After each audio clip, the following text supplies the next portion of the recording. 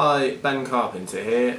On my Facebook page last week I told people that I had some interesting research that I wanted to share and asked whether you guys would prefer to see me writing an article on the topic or more me creating a video. Most people asked me to create a video, so here it is. What I was looking at was the relationship between dieting and eating disorder symptoms. So personal trainers or contest prep coaches or anyone that's worked with athletes that have to push their dietary restrictions, if you will, to an extreme, will have inevitably noticed symptoms of an eating disorder within certain clients. So these can be very small and for example have something like increased anxiety towards food, worrying what they're going to eat next, worrying if they're hitting certain totals for the day, essentially anxiety and worry around food. So what I was looking at was the relationship of how people are going to lose weight and whether that has a higher risk of eating disorder symptoms. Before I explain the research that I found, there's a couple of things which I need to give you definitions of for people that are unaware. So there's a dietary approach called If It Fits Your Macros, or IIFYM. What this means is that people have a certain degree of flexibility within their dietary approach.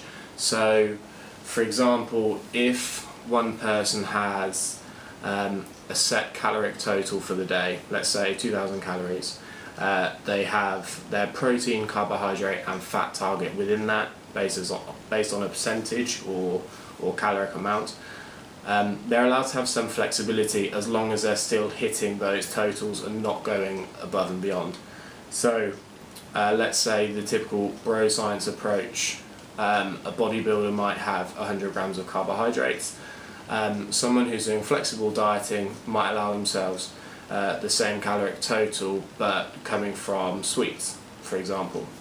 So there's evidence out there that shows that having some degree of flexibility is not only good for psychology but doesn't necessarily stall weight loss. So for example, one study had two groups of individuals.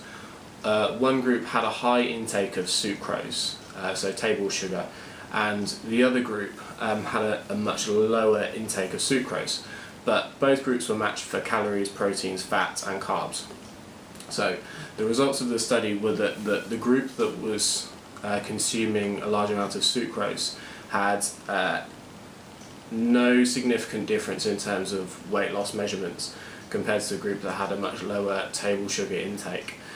So for people out there that say that eating a large amount of sugar won't help weight loss, within the confines of the caloric total, it shows that some degree of flexibility isn't actually a bad thing. Onto the psychology side of it, and this is where I thought things got interesting. So I pulled up two studies and have got two sentences that best summarise this for all of you kind of concisely. So one of them is called Flexible versus Rigid Dieting Strategies, Relationship with Adverse Behavioural Outcome. And the sentence that I've pulled up is: the strongest correlation was a relationship between flexible dieting and the absence of overeating, lower body mass and lower levels of depression and anxiety. So when comparing a rigid dieting strategy with a flexible dieting strategy, the group that had a degree of flexibility within their dietary approach actually had lower body mass than the group that had a rigid dietary approach, as well as lower levels of depression and anxiety. The second study which backs this up as well is called Rigid versus Flexible Dieting, Association with Eating Disorder Symptoms in Non-Obese Women. The first group, the first study had male and female. These findings suggest that rigid dietary strategies but not flexible dieting strategies are associated with eating disorder symptoms and higher BMI in non-obese women. So rigid dieting appears, with these studies at least, to have a higher level of anxiety and depression associated with them than flexible dietary strategies, where you're allowed to have little bits of what you fancy, as long as it fits in with your caloric total, carbohydrate intake, fat intake, and protein intake. That's the most important thing. It's not about going overboard as soon as you crave something. It's about having, say, a 10 or 20% window of flexibility, where you're allowed to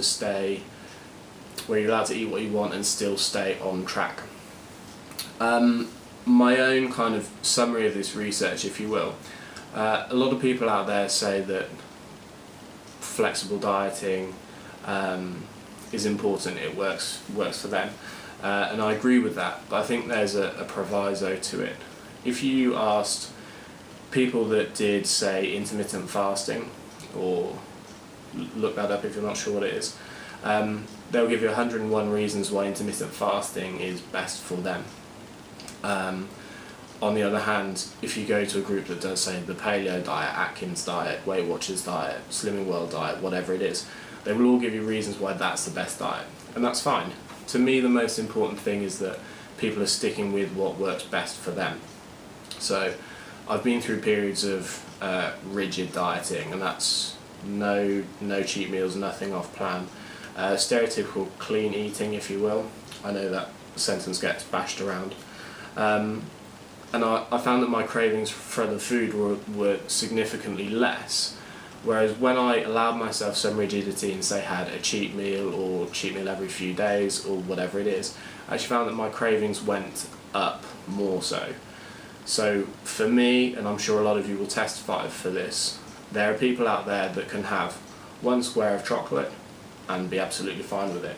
And on the other hand, there are people that have one square of chocolate and get cravings and will go and eat everything else. And their discipline for staying on track, should they have a little bit of something that they fancy, isn't good. So if I have a square of chocolate, I will end up eating the bar. I will end up going shopping and probably buying more chocolate.